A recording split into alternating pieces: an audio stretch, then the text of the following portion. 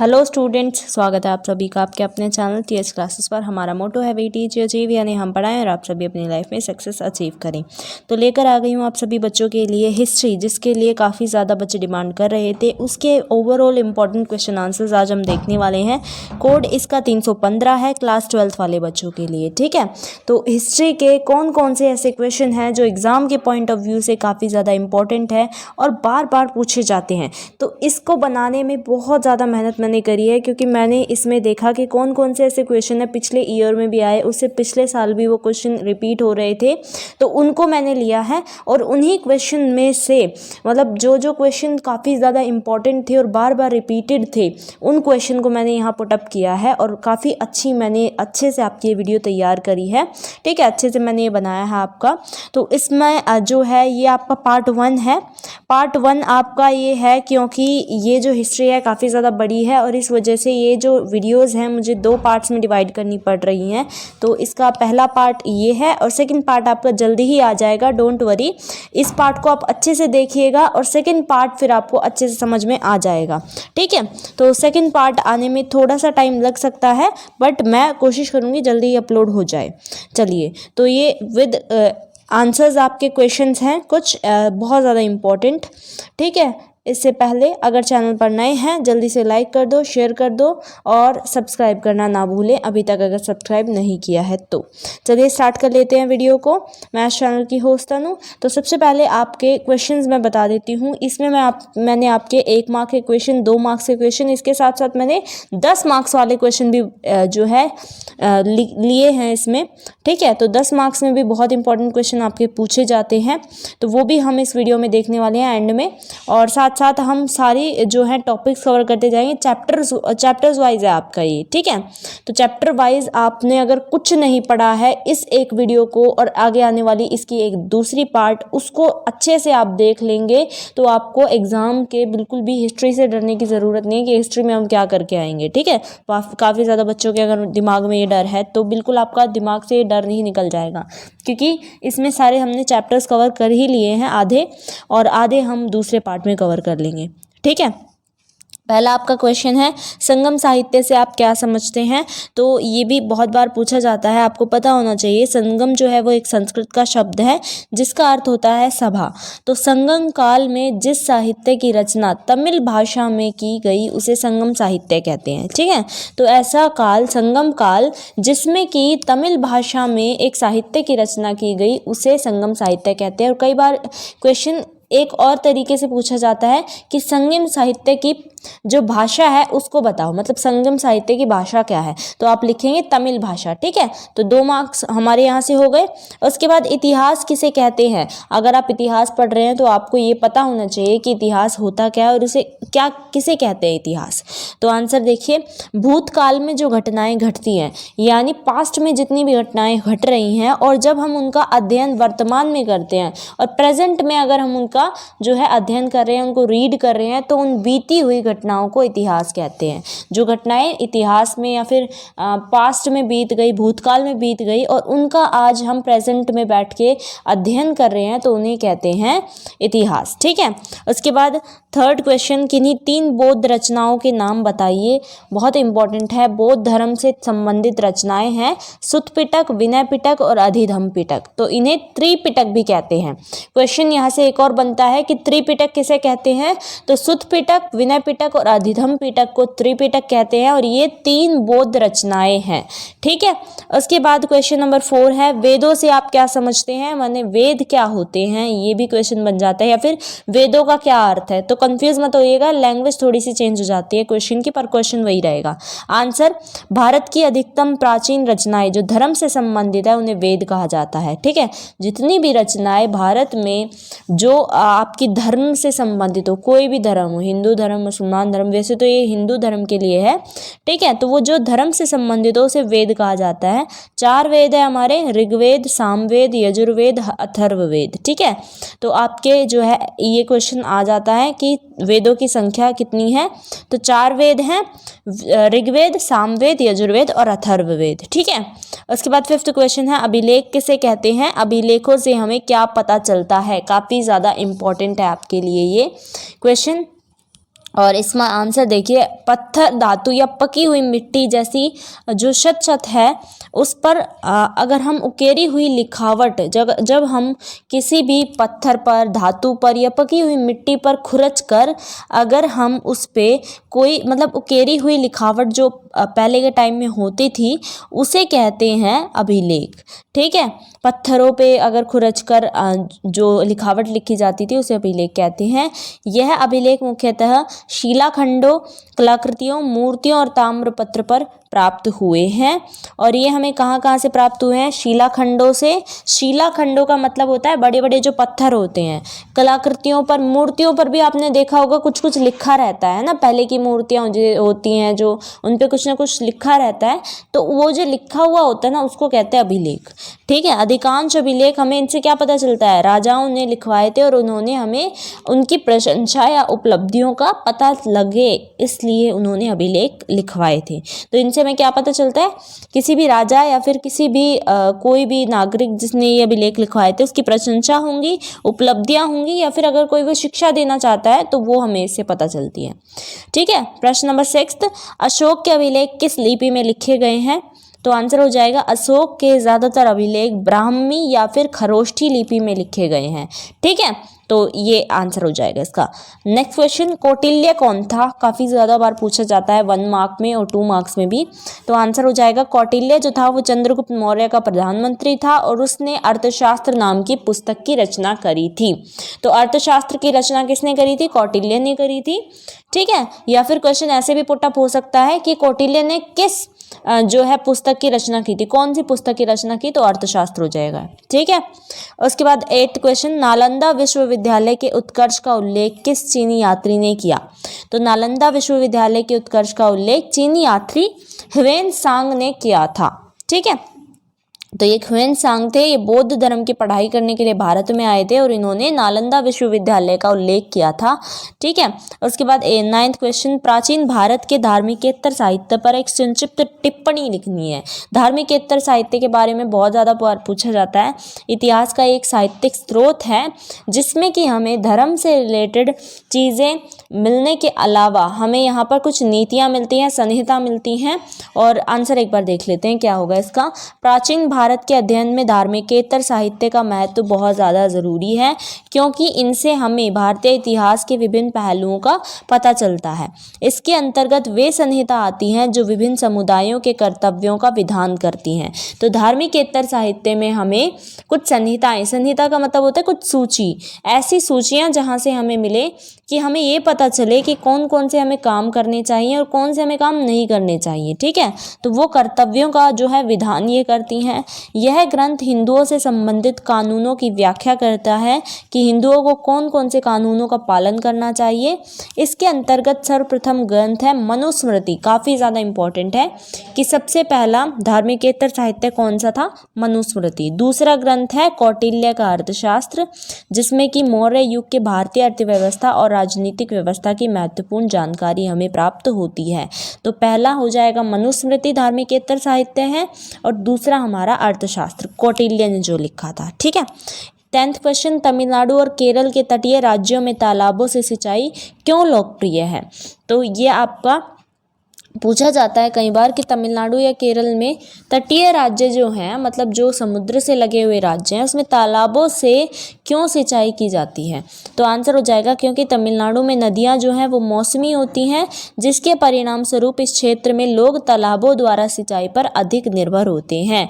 नदियाँ क्योंकि मौसमी होती हैं, मौसम के अनुसार जो है नदियाँ बहती हैं और इस वजह से वहाँ पर तालाबों से सिंचाई ज़्यादा की जाती है।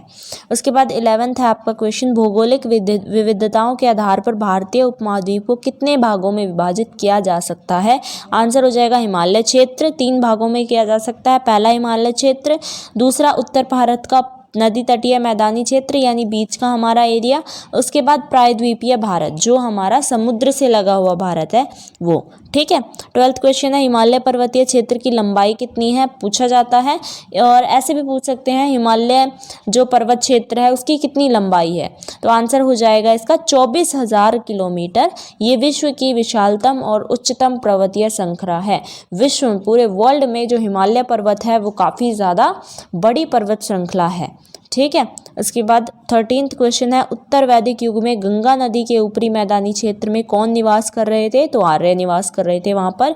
उसके बाद 14th, पाटलिपुत्र को प्राकृतिक सुरक्षा प्रदान करने वाली नदियों के नाम बताओ।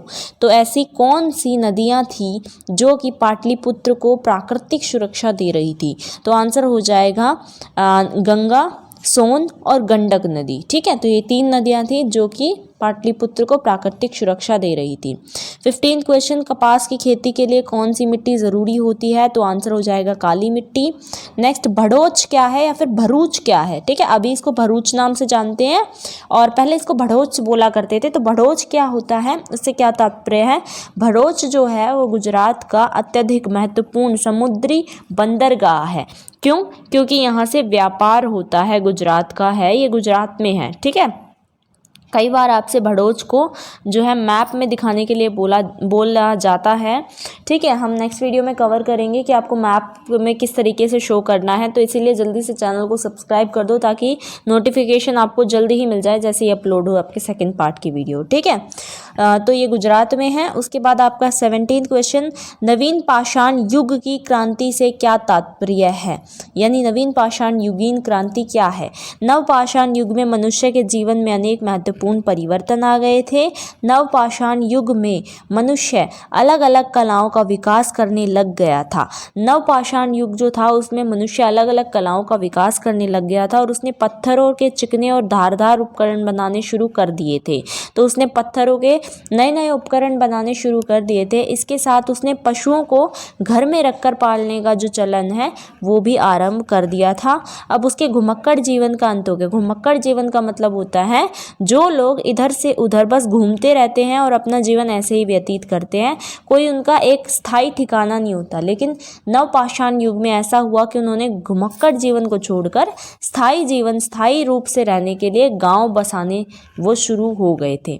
ठीक है, व्यक्ति के जीवन में आए इस महत्वपूर्ण सामाजिक और आर्थिक परिवर्तन के आधार पर विद्वानों ने इसे नवपाषाण क्रांति का नाम दिया। तो नवपाषाण क्रांति में आप यही लिखेंगे कि कैसे उन्होंने नई नई जो है कलाओं का विकास करना शुरू कर दिया। उसने पत्थर के धारदार चिकने उपकरण बनाने शुरू कर दिए, पशुओं को उन्होंने घर में पालना शुरू कर दिया। ठीक है, पशुपालन करना स्टार्ट कर दिया। घुमक्कड़ जीवन का उनका अंत हुआ और उन्होंने स्थायी जीवन जो है वो अपनाना स्टार्ट कर दिया।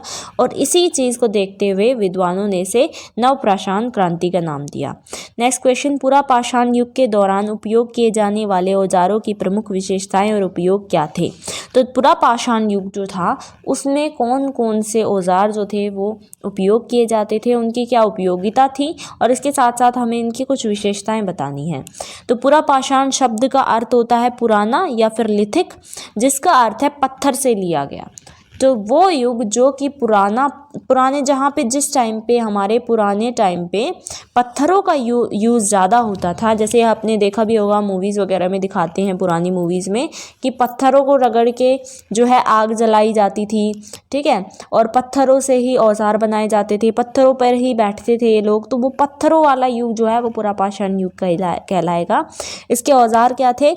इस युग की उल्लेखनीय विशेषता यही है कि इसमें मनुष्य अपनी रक्षा के लिए पत्थरों के औजार बनाने की कला विकसित कर चुका था। इसमें ये लोग जो थे पत्थरों की कला बनाना, इन्होंने पत्थरों के जो औजार बनाना था वो इन्होंने स्टार्ट कर दिया था। इस युग के प्रमुख औजार थे हाथ की कुल्हाड़ी। इसके अतिरिक्त अन्य औजार भी बनाए गए जैसे कि गंडासा, खुरपे या फिर चाकू। तो ये पत्थरों से इन्होंने बनाने स्टार्ट कर दिए थे। उसके बाद 19th क्वेश्चन है, ताम्रपाषाण युग से क्या तात्पर्य है या फिर ताम्रपाषाण युग क्या होता है? तो जिस युग में मनुष्य ने पत्थर और तांबे के औजारों का प्रयोग करना आरंभ किया उसे ताम्रपाषाण युग कहते हैं। ताम्र का मतलब होता है तांबा और पाषाण का मतलब होता है पत्थर। तो आप तो इसको वैसे भी लिख सकते हो अगर ना भी पढ़ा हो तो। तांबा और पत्थर, जहाँ पर उन्होंने पत्थर और तांबे से औजार बनाने स्टार्ट करे तो वो ताम्रपाषाण युग है। उसके बाद मनुष्य ने सर्वप्रथम किस धातु का प्रयोग किया, ये आपको पता होना चाहिए, बहुत ज़्यादा इंपॉर्टेंट है। सबसे पहले तांबे का प्रयोग उसने स्टार्ट कर दिया था। उसके बाद 21वां क्वेश्चन, हड़प्पा सभ्यता को सिंधु सभ्यता क्यों कहते हैं? तो हड़प्पा सभ्यता को सिंधु सभ्यता इसलिए कहा जाता है क्योंकि इसके अवशेष जो थे वो सिंधु घाटी के क्षेत्र में मिले थे। हड़प्पा सभ्यता के 6 नगरों के नाम लिखने हैं, बहुत ज़्यादा इंपॉर्टेंट है, बहुत ही ज़्यादा, क्योंकि ये बार बार पूछा जाता है। तो इसके 6 नगरों के नाम, कई बार 3 नगर, कई बार 4 नगर ऐसे पूछ लिया जाता है। तो पाकिस्तान में हड़प्पा सबसे पहले, तो मोहनजोदड़ो, चंदूदड़ो, गुजरात में लोथल, राजस्थान में कालीबंगा और हरियाणा में बनवाली। तो ये कुछ हड़प्पा सभ्यता के नगर हैं। उसके बाद हड़प्पा नगर योजनाओं की मुख्य विशेषताओं का वर्णन करना है। तो हड़प्पा की जो नगर योजना थी उसकी क्या क्या विशेषता थी। हड़प्पा नगर का निर्माण एक योजनाबद्ध तरीके से हुआ, मतलब प्लानिंग के साथ इन्होंने अपना जो नगर है उनको बसाना स्टार्ट किया। नगरों के चारों ओर उन्होंने बड़ी बड़ी सड़कें जो थी वो बनानी स्टार्ट कर दी थी। एक सड़क दूसरी सड़क से मिली हुई थी। विद्वानों के अनुसार सड़कों का निर्माण ऐसे सुव्यवस्थित ढंग से किया गया था कि एक दिशा में चलने वाली वायु दूसरी दिशा में स्वयं शहर को साफ कर देती थी। तो ऐसे उन्होंने सड़कें बनाई हुई थी कि अगर एक तरफ से वायु आ रही है ना, तो दूसरी तरफ की सड़क की वो जो कूड़ा करकट है उसको ले जाए, उसको साफ कर दे। कूड़ा करकट एकत्र करने के लिए निश्चित स्थान बने हुए थे, मतलब ये लोग जो थे काफ़ी सुव्यवस्थित तरीके से रहते थे। जल निकास की भी इन्होंने अच्छी व्यवस्था कर रखी थी, ठीक है। तो नालियाँ वगैरह भी इन्होंने बना रखी थी, पक्की नालियों का निर्माण इन्होंने किया था और मकान सड़कों और गलियों के किनारों में बने हुए थे।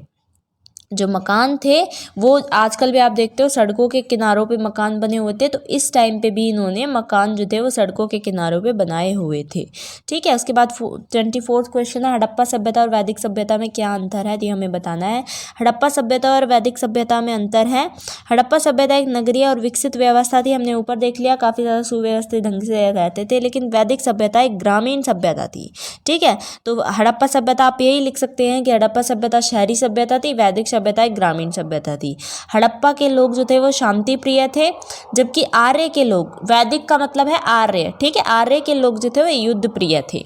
तो हड़प्पा के लोग शांति चाहते थे, लेकिन जो ये वैदिक लोग थे वो लोग युद्ध के लिए तैयार रहते थे।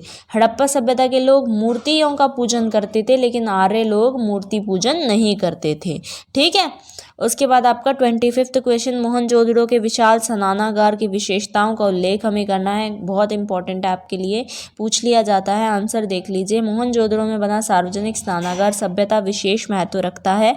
यह सब हड़प्पा सभ्यता की कला का अद्भुत नमूना है। तो मोहनजोदड़ो जो है, मोहनजोदड़ो भी हमें हड़प्पा सभ्यता में से मिला था और ये एक अद्भुत कला का मतलब एक नमूना है। ऐसा अनुमान लगाया जाता है कि यहाँ तालाब धार्मिक अवसरों पर आम जनता के स्थान के प्रयोग के लिए बनाया गया था। तो ये विशाल स्नानागार जो है ऐसा माना जाता है कि आम जनता के स्नान के लिए बनाया गया था ये। 26वां क्वेश्चन, प्राचीन भारत की कृषि आधारित अर्थव्यवस्था की हमें मुख्य विशेषताओं का जो है वर्णन करना है, फिर चर्चा करना है। तो हमें बताना है प्राचीन भारत की कृषि व्यवस्था कैसी थी। तो आंसर देख लीजिए, हड़प्पा सभ्यता की समृद्धि इतनी फली फूली विकसित आर्थिक गतिविधियों पर आधारित थी, जैसे कृषि, कौल, शिल्प और व्यापार। हड़प्पा सभ्यता की अर्थव्यवस्था में कृषि का अत्यंत महत्वपूर्ण जो है स्थान है। कृषि के द्वारा ही नगरवासियों के भरण पोषण के लिए अनाज और विभिन्न शैलियों के लिए जो है कच्चा माल सुलभ होता था।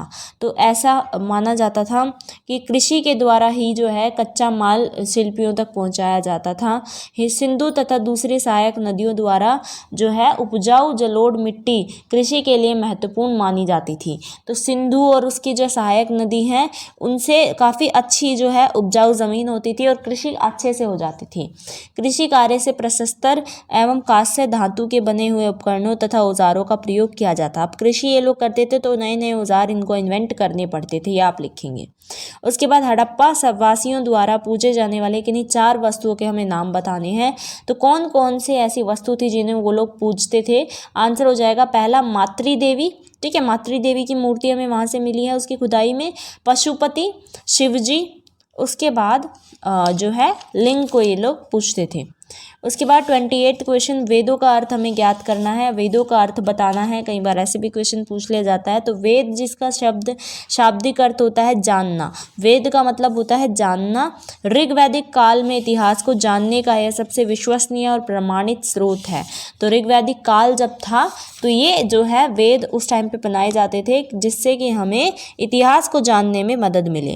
वेदों की संख्या कितनी है और इसकी भाषा क्या है?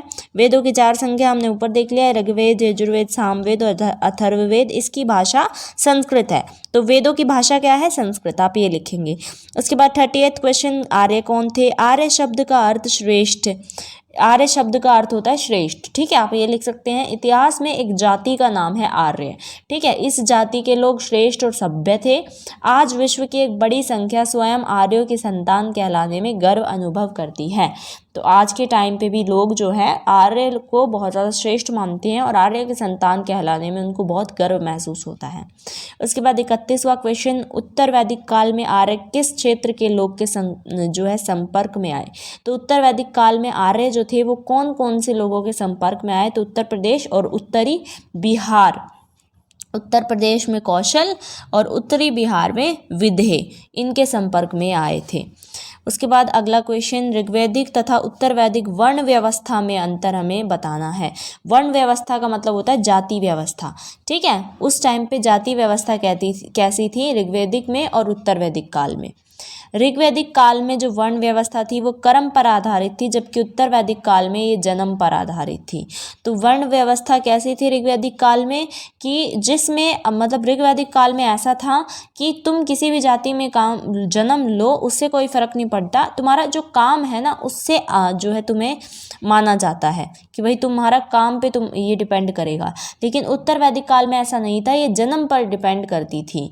जैसे कि अगर कोई शूद्र है और उसका बेटा शूद्र है, उसके घर में बेटा हुआ है, वो भी शूद्र ही कहलाएगा। अगर कोई ब्राह्मण है तो ब्राह्मण का बेटा ब्राह्मण ही कहलाएगा। ठीक है, ऐसा उत्तर वैदिक काल में था। ऋग्वैदिक काल में वर्ण व्यवस्था लचीली थी क्योंकि व्यवस्थाएं बदली जा सकती थी, परंतु उत्तर वैदिक वर्ण जो व्यवस्था थी वो कठोर और जटिल थी क्योंकि वर्ण या जाति बदली नहीं जा सकती थी। ठीक है, ऋग्वैदिक काल में वर्ण व्यवस्था लचीली थी क्योंकि ये बदली जा सकती थी। काम बदल लो तो ये जाति आपकी बदल जाएगी। लेकिन उत्तर वैदिक काल में ऐसा नहीं था क्योंकि जन्म जो है वो हम नहीं बदल सकते। राइट। अब आर्यों के 6 दर्शन हमें बताने हैं, कौन कौन से हैं। तो पहला व्यास का उत्तर सीमासा, उसके बाद है आपका पतंजलि का योग शास्त्र, गौतम का न्याय शास्त्र, कपिल का सारव्य दर्शन, जर्मनी का पूर्व सीमांसा, कनाद का वैशेषिक शास्त्र। तो ये आपके कुछ आर्यों के 6 दर्शन बताए हुए हैं। उसके बाद 34वां क्वेश्चन है, पूर्व वैदिक काल को उत्तर वैदिक काल से पृथक करने वाले विभिन्न कारक हमें बताने हैं। तो पूर्व वैदिक काल और उत्तर वैदिक काल में कौन कौन से ऐसे कारक हैं जो उन्हें अलग बनाते हैं? तो आंसर हो जाएगा, पूर्व वैदिक काल में जाति प्रथा जो थी वो कठोर नहीं थी, उत्तर वैदिक काल में जाति प्रथा कठोर थी। पहला तो यही लिखेंगे। ऋग्वैदिक युग में आर्यों का धर्म सबसे सरल आडंबर आता था। ऋग्वैदिक आर्यों की रास्ता केवल सप्त सिंधु तक ही सीमित थी। उत्तर वैदिक काल में आर्यों का प्रसार पूर्व तथा दक्षिण की ओर हुआ। उत्तर वैदिक काल में 4 आश्रमों का सिद्धांत था। ठीक है, तो उत्तर वैदिक काल में क्या किया आर्यों ने? दक्षिण की तरफ और पूर्व की तरफ उन्होंने जाना स्टार्ट किया और इसमें 4 आश्रमों का इन्होंने सिद्धांत लाया। उसके बाद 35वां क्वेश्चन, प्रारंभिक वैदिक काल और उत्तर वैदिक काल में क्या अंतर है? तो प्रारंभिक वैदिक के विषय में जानने का एकमात्र साधन ऋग्वेद है, जबकि उत्तर वैदिक काल की सभ्यता आर्यों की वह सभ्यता है जो ऋग्वेद की रचना से कई 100 वर्ष पश्चात विकसित हुई। तो हमें ये बताना था इसमें कि प्रारंभिक वैदिक काल और उत्तर वैदिक काल में क्या अंतर है। प्रारंभिक वैदिक काल के बारे में हम ऋग्वेद से जान सकते हैं, लेकिन उत्तर वैदिक काल के बारे में हम नहीं जान सकते क्योंकि वो ऐसा माना जाता है कि ये जो है उत्तर वैदिक काल वो 100 साल पहले, ऋग्वेद की रचना से भी 100 साल पहले विकसित हो चुका था। ठीक है, इस सभ्यता के विषय में जानने के कुछ मुख्य स्रोत हैं सामवेद, यजुर्वेद, अथर्ववेद, ब्राह्मण ग्रंथ, उपनिषद, सूत्र ग्रंथ, ये सारे। तो यहाँ से हम इनके बारे में जान सकते हैं। और उसके बाद 36वां क्वेश्चन, जाति प्रथा से आप क्या समझते हैं? इंपॉर्टेंट है। जाति प्रथा के उत्पत्ति के 2 कारण हमें लिखने हैं। तो भारत में प्राचीन काल से जाति प्रथा प्रथम विद्यमान रही है। स्टार्टिंग से ही जाति प्रथा यहाँ पर थी। प्राचीन काल में 4 जातियाँ थी। पहली ब्राह्मण, क्षत्रिय, वैश्य और शूद्र। तो ये 4 जातियां थी हमारे। उसके बाद समाज का ये बंटवारा कर्म या व्यवसाय के आधार पर था। स्टार्टिंग में ये जो था, मैंने ऊपर भी आपको बताया, कर्म के ऊपर या फिर क्या आप काम करते हैं उसके ऊपर ये डिपेंड करता था। जाति प्रथा के उत्पत्ति के कारण क्या थे? रंग के आधार पर आर्यों तथा अनार्यों का 2 जातियों में विभाजन किया गया था। ठीक है, काला है तो अनार्य है और अगर गोरा है तो वो आर्य है, तो इस वजह से भी जाति प्रथा आई। उसके बाद कर्म के आधार पर समाज का ब्राह्मण, क्षत्रियों, वैश्यों तथा शूद्रों आदि 4 वर्गों या जातियों में विभाजन जब हुआ तो भी जाति प्रथा स्टार्ट हो गई थी। उसके बाद 37वां क्वेश्चन, सभा और समिति से आप क्या समझते हैं, वर्णन करना है। सभा और समिति क्या होता है? ऋग्वैदिक युग में राजनीतिक व्यवस्था के अंतर्गत सभा और समिति का महत्वपूर्ण स्थान था। यह संस्थाएं शासन का लोकप्रिय भाग थी। सभा और समिति की उत्पत्ति, संगठन और कार्यों के बारे में विद्वानों में मतभेद है, किंतु अनुमान के अनुसार समिति जो है वो राजा को परामर्श देने वाली संस्था थी, जबकि सभा उस स्थान को कहते हैं जहाँ उसकी बैठक होती थी। सभा और समिति का शासक के क्षेत्र में अनेक महत्वपूर्ण अधिकार प्राप्त थे। तो सभा जो है आप खुद भी लिख सकते हैं, सभा जहाँ पे इनकी मीटिंग होती थी, जहाँ पे इनकी बैठक होती थी, और समिति वो होते थे जो कि राजाओं को कुछ मतलब एडवाइस देते थे कि तुमको ये करना चाहिए, आपको ये करना चाहिए, नहीं करना चाहिए। ठीक है, तो सभा जहाँ पे बैठक हो, जिस जगह पे बैठक होती थी। समिति जो लोग उसमें उस बैठक में शामिल होकर राजाओं को जो है मतलब उसको एडवाइसेस देते थे। जो है इसमें क्या होता था, राजा को शासन प्रबंधन में सलाह तथा सहायता देती थी और राजा प्रिय उसी इच्छाओं के अनुसार ही काम करता था। तो समिति की इच्छाओं के अनुसार ही राजा काम करता था। सभा में स्त्रियां भी सम्मिलित होती थी। सभा में जो है स्त्रियां होती थी, लेकिन समिति में स्त्रियां नहीं होती थी। 38 क्वेश्चन, 6ठी शताब्दी उत्तर पूर्व के दौरान किन स्थानों पर लोहे के औजार के शास्त्र मिले थे, उनके नाम हमें लिखने हैं। आंसर है 6ठी शताब्दी उत्तर पूर्व के दौरान जिन स्थानों पर लोहे के औजार और साक्ष्य प्राप्त हुए हैं वे हैं जखेड़ा, राजघाट, कौशाम्बी, वैशाली और सोनपुर। तो यहाँ हमें जो है लोहे के औजार मिले थे। 600 और 300 उत्तर पूर्व काल में जिन शहरों का विकास हुआ उनके नाम बताने हैं। तो आंसर हो जाएगा मध्यकाल जिन शहरों का विकास हुआ था वो थे पाटलिपुत्र, राजगढ़ीमा, श्रावस्ती, वाराणसी, वैशाली, चंपा, कौशाम्बी और उज्जैनी। तो ये जो हैं शहर थे जिनका विकास इसके दौरान हुआ था। नेक्स्ट क्वेश्चन, जैन धर्म की कौन सी 2 शाखाएं हैं? जैन धर्म की कौन कौन सी 2 शाखाएं हैं? उत्तर हो जाएगा 2 शाखाएं, दिगंबर और श्वेतांबर। ठीक है, उसके बाद बौद्ध धर्म के संस्थापक किसे स्वीकार किया जाता है? काफ़ी ज़्यादा इंपॉर्टेंट है आपके लिए, ये आप नोट भी कर लीजिए कि बौद्ध धर्म के संस्थापक किसे माना जाता है। तो बौद्ध धर्म के संस्थापक गौतम बुद्ध को माना जाता है। और गौतम बुद्ध का जो जन्म है वो 560 उत्तर पूर्व में नेपाल की तराई में स्थित लुम्बिनी गांव में हुआ था। ठीक है, उसके बाद त्रिपिटक कौन से ग्रंथ हैं? हमने ऊपर देखा त्रिपिटक बौद्ध के 3 ग्रंथ हैं जिनका नाम है विनय पिटक, सुत्त पिटक और अधिधम्म पिटक। ठीक है, तो इनको त्रिपिटक कहते हैं। उसके बाद 43rd क्वेश्चन, जैन धर्म और बौद्ध धर्म में 3 मुख्य समानताएं क्या हैं? तो आंसर देखिए, दोनों ही धर्मों के जो संस्थापक है वो क्षत्रिय राजकुमार थे। तो हमें इस क्वेश्चन में बताना था कि जैन धर्म और बौद्ध धर्म में क्या क्या 3 समानताएं हैं। तो इन दोनों के जो संस्थापक थे वो क्षत्रिय राजकुमार थे। जैन धर्म के संस्थापक महावीर स्वामी और बौद्ध धर्म के संस्थापक महात्मा बुद्ध थे।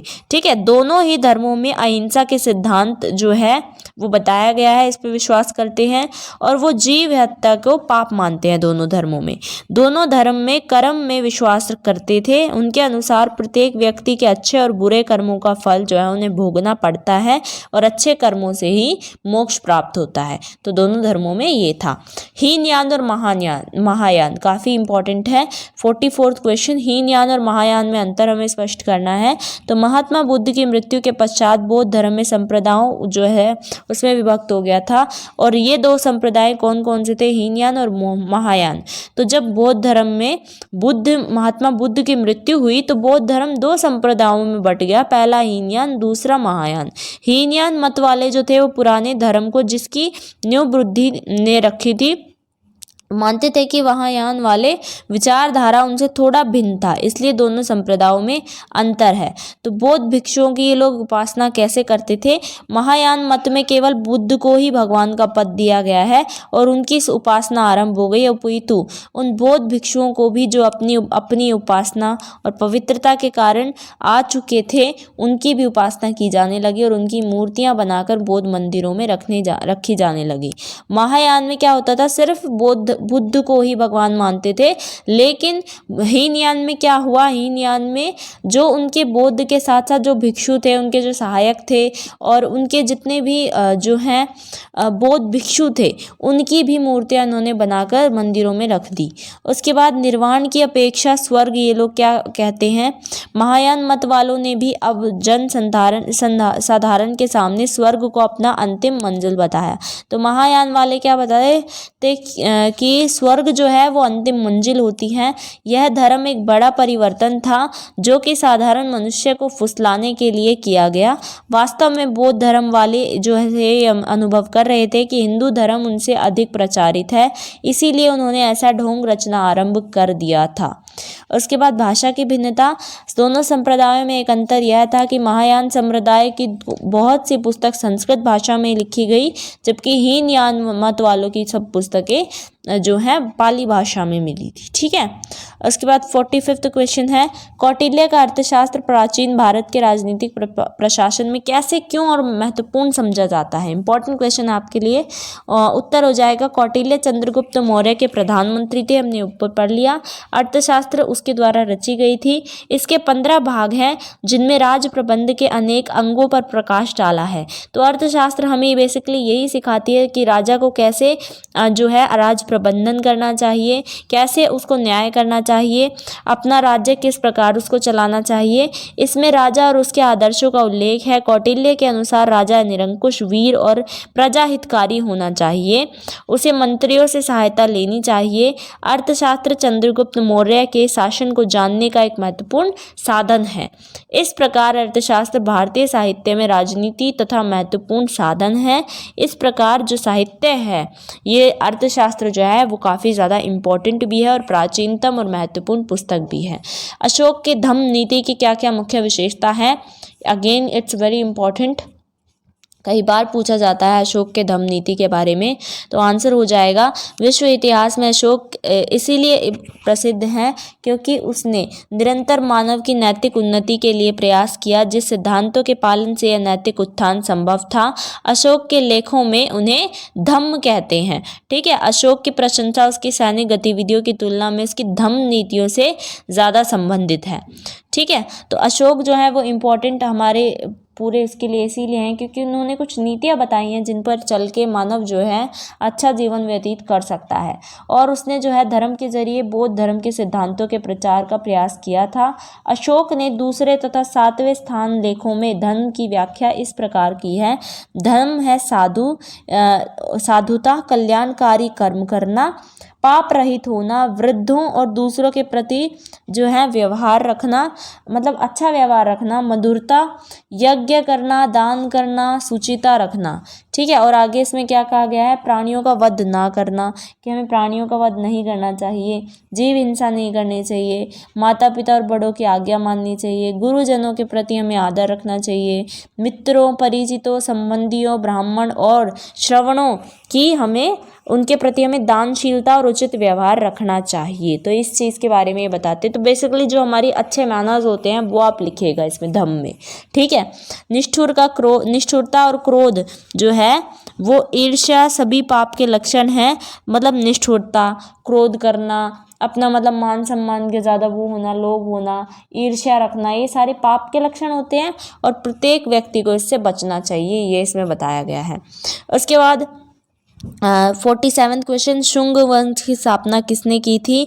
आंसर आपका हो जाएगा मौर्य वंश के सेनापति पुष्यमित्र शुंग ने मौर्य वंश के आखिरी सम्राट बृहद्रथ की हत्या करके इसकी स्थापना करी थी। उसके बाद अगला क्वेश्चन है, कुषाण कौन थे? भारत में उसके योगदान की समीक्षा हमें करनी है। तो कुषाण कौन लोग थे और उन्होंने किस प्रकार से भारत में अपना योगदान दिया? कुषाण पश्चिमी चीनी के निवासी थे जिन्हें भूचिस भी कहा जाता था। तो कुषाण जो थे वो चीन से आए थे, इन्हें भूचिस भी कहते थे। इनका सबसे महत्वपूर्ण और योग्य शासक कनिष्क था। उसने सबसे पहले एक नए युग की शुरुआत की जो शक संवत के रूप में जाना जाता है। कुषाण के शासनकाल में साम्राज्य छोटे छोटे क्षेत्रों में विभाजित था तथा हर क्षेत्र सेनापति द्वारा संचालित होता था। इसके अलावा कुषाण शासनकाल में साहित्य और चिकित्सा का विकास जो था वो बहुत महत्वपूर्ण माना जाता है। तो कुषाण लोग कौन थे? कुषाण चीन से आए थे और इनका जो सबसे महत्वपूर्ण शासक था वो कनिष्क माना जाता है, जिसके राजपाट में क्या हुआ, यहाँ पर साहित्य का विकास हुआ और चिकित्सा का विकास हुआ। यानी यहाँ पर मेडिकल जो थे वो उनका विकास भी हुआ, साहित्य का विकास भी हुआ। अत्यंत लाभकारी चिकित्सा पद्धति और चरक संहिता की रचना कुषाण के ही शासनकाल में हुई है। प्राचीन भारतीय इतिहास में कुषाण वंश जीवन के हर क्षेत्र में अपनी विशेष योगदान के कारण महत्वपूर्ण स्थान रखता है और इसने जीवन के हर क्षेत्र में अपना एक महत्वपूर्ण योगदान दिया था। उसके बाद मौर्य वंश के बाद उत्तर भारत के प्रमुख राजनीतिक विकास पर हमें प्रकाश डालना है। गुप्त काल की व्यवस्था का विस्तृत विवरण हमें देना है यहाँ पर, ठीक है। तो आंसर देख लीजिए इसका। गुप्तकालीन भारत का इतिहास में अति महत्वपूर्ण स्थान है क्योंकि गुप्त साम्राज्य की स्थापना के फलस्वरूप ही देश में एक समृद्ध, शक्तिशाली और सुदृढ़ राज्य की स्थापना हुई। गुप्त राजाओं ने जो व्यवस्था स्थापित की वह बड़ी प्रशंसनीय रही। इसकी उल्लेखनीय विशेषता है, सबसे पहले इनकी हम प्रशासनिक व्यवस्था, गुप्त काल में कैसा शासन व्यवस्था रही, ठीक है, आपने क्वेश्चन ऊपर देख लिया। उसकी व्यवस्था कैसी थी, प्रशासनिक व्यवस्था कैसी थी इसकी? गुप्त प्रशासन राजतंत्रात्मक व्यवस्था पर आधारित था। राजा का पद वंशानुगत होता था, मतलब अगर कोई फादर राजा है तो उसका बेटा राजा बनेगा, कोई और राजा नहीं बन सकता। गुप्त सम्राट न्याय सेना और दीवानी प्रधान होता था। प्रजा अपने राजा के प्रति जो है ईश्वर का प्रतिनिधि इसे स्वीकार करते थे, ऐसा मानते थे कि हमारा जो राजा है वो ईश्वर है। गुप्त सम्राट महाराजा धीराज परमेश्वर सम्राट जैसी उपाधि जो है धारण करता था। प्रांतीय प्रशासन कैसा था, ये तो हमने देख लिया, उनका प्रशासनिक प्रशासन। उसके बाद प्रांतीय प्रशासन, प्रांतों में कैसा प्रशासन था? कुशल प्रशासन के लिए विशाल गुप्त साम्राज्य कई प्रांतों में विभक्त था। प्रांतों को देश मुक्ति तथा अवनी कहा जाता था। इसको देश मुक्ति या अवनी कहते थे। मुक्ति का प्रशासन उपरिक कहलाता था। नगर प्रशासन इसका जो था वो महापालिकाओं द्वारा संचालित था। उसके बाद ग्राम प्रशासन की सबसे छोटी इकाई होती थी ग्राम, इसके द्वारा जो है ग्राम सभा द्वारा ये प्रशासन संचालित होता था। उसके बाद राजस्व कैसे आता था, उसका राजकोष कैसे भरते थे? इसके गुप्त काल में राजकीय आय के मुख्य स्रोत कर थे, यानी ये लोग टैक्स लेते थे, ठीक है, गुप्त काल में, और फिर उनका राजस्व जो था वो भरता था। सामाजिक व्यवस्था, गुप्तकालीन समाज परंपरागत 4 जातियां थी। इनमें ब्राह्मण, क्षत्रिय, वैश्य और शूद्र। स्त्रियों की दशा इसमें बहुत ज़्यादा दयनीय थी। पितृ प्रधान समाज में पति के मरने पर पत्नी को सती होने के लिए प्रेरित किया जाता था, यानी इसको सती बनने के लिए प्रेरित किया जाता था, और दास प्रथा का भी इसमें प्रचलन था। धार्मिक व्यवस्था कैसी थी इसकी? गुप्त काल में ब्राह्मण धर्म हिंदू धर्म के पुनरुत्थान का समय माना जाता था। इसी समय वैष्णव और शैव धर्म के मध्य संबंध स्थापित हुआ था, ठीक है। तो यहाँ पर ब्राह्मण धर्म हिंदू धर्म का यहाँ से जो था स्टार्ट हो गई थी। धार्मिक व्यवस्था इसकी गुप्त काल में व्यापार और वाणिज्य अपने उत्कर्ष पर था। सोने और चांदी दोनों प्रकार के यहाँ से सिक्के मिलते हैं। लास्ट क्वेश्चन आपका है, गुप्त काल में महिलाओं और अस्पृश्यों की स्थिति की विवेचना हमें करनी है, यानी गुप्त काल में महिलाओं की स्थिति कैसी थी और इसके साथ साथ जो छुआछूत होती थी वहाँ पे वो किस टाइप की थी। गुप्तकालीन साहित्य और कला में नारी का आदर्श चित्रण किया गया है, परंतु व्यवहारिक रूप से उनकी स्थिति पूर्ण की अपेक्षा दयनीय हो गई थी। बेशक उन्होंने अपने साहित्य और कला में काफ़ी अच्छा नारी का वो आदर्श बताया है, लेकिन ऐसा नहीं था, उनकी जो स्थिति थी वो बहुत दयनीय थी। महिलाओं को संपत्ति में कोई अधिकार नहीं था, ठीक है, और स्त्री धन जो था, जो विवाह के समय उसको दिया जाता था, उस पर उसका अधिकार था। यद्यपि समाज में पर्दा प्रथा प्रचलित नहीं थी, किंतु सती प्रथा का प्रचलन था। सती प्रथा में ऐसा होता है, किसी का अगर पति मर जाता है तो उसको उसी की चिता पे जला दिया जाता था। इसका प्रत्यक्ष प्रमाण हमें 510 ईसा पूर्व का एक ऐसा अभिलेख है जिसमें कि गोपराज नाम का एक सेनापति था और उसकी पत्नी को सती होने के लिए उसका वर्णन किया गया है। मध्यम वर्ग की स्त्रियों को थोड़ी शिक्षा दी जाती थी, केवल उच्च वर्ग में ही स्त्रियां जो थी वो सुशिक्षित थी। तो मध्यम वर्ग की जो स्त्रियां थी उनको शिक्षा दी जाती थी लेकिन बहुत कम दी जाती थी, और जो उच्च वर्ग की स्त्रियां थी उनको अच्छे से शिक्षा दी जाती थी, लेकिन जो निम्न वर्ग था, जो छोटी जातियों के लोग थे, उनको बिल्कुल भी शिक्षा नहीं दी जाती थी। अस्पृश्यों की स्थिति फाहियान के विवरण से हमें पता चलती है। गुप्त समाज में अस्पृश्यों की स्थिति बहुत ज़्यादा शोचनीय थी। अस्पृश्यों को चांडाल कहा जाता था, ठीक है। जो लोग मतलब छोटी कास्ट के थे उनको चांडाल कहते थे ये लोग। उन्हें लोग घृणा की दृष्टि से देखते थे। फाहियान के अनुसार चांडाल नगर के बाहर रहते थे। जब भी नगर में प्रवेश करते थे तो वो सूचना देने के लिए लकड़ी से ढोल बजाते, जिससे कि लोग उनके मार्ग से हट जाएं या उनका स्पर्श बचाकर चले। उनको अगर नगर में आना होता था तो वो लोग क्या करते थे, वो लोग लकड़ी के ढोल बजाते थे ताकि जो लोग हैं गुप्त वाले, वो उनके रास्ते से हट जाएं और उनको छू ना सकें, ठीक है। तो यहाँ पर आपकी हो जाती है वीडियो कंप्लीट, जिसमें कि मैंने आपको कंप्लीटली समझा दिया। ये पार्ट 1 है, कंप्लीट हो जाता है। होप आपको अच्छे से समझ आए हो सारे क्वेश्चन, ठीक है। और समझ आए हैं तो जल्दी से मुझे कमेंट करके ज़रूर बताइएगा, और साथ ही साथ आप जो है वीडियो को लाइक भी कर दीजिएगा, क्योंकि आप देख सकते हैं हम बहुत मेहनत से आपके लिए तैयार कर रहे हैं सारी वीडियोस, ठीक है। ओवरऑल क्वेश्चन आंसर्स की बहुत मेहनत लगती है, तो एक लाइक ज़रूर कर दीजिएगा। चैनल पर नए हैं, सब्सक्राइब नहीं किया है अभी तक तो जल्दी से सब्सक्राइब कर दो। आगे आने वाली वीडियोस बहुत ज़्यादा हेल्पफुल है आपके लिए। इसके साथ साथ आप हमारे टेलीग्राम ग्रुप से ज्वाइन हो सकते हैं, साथ ही साथ हमें ट्विटर पर फॉलो कर लीजिए, और इसके साथ साथ चाहें तो हमें इंस्टाग्राम पर भी फॉलो कर सकते हैं आप। Thanks for watching.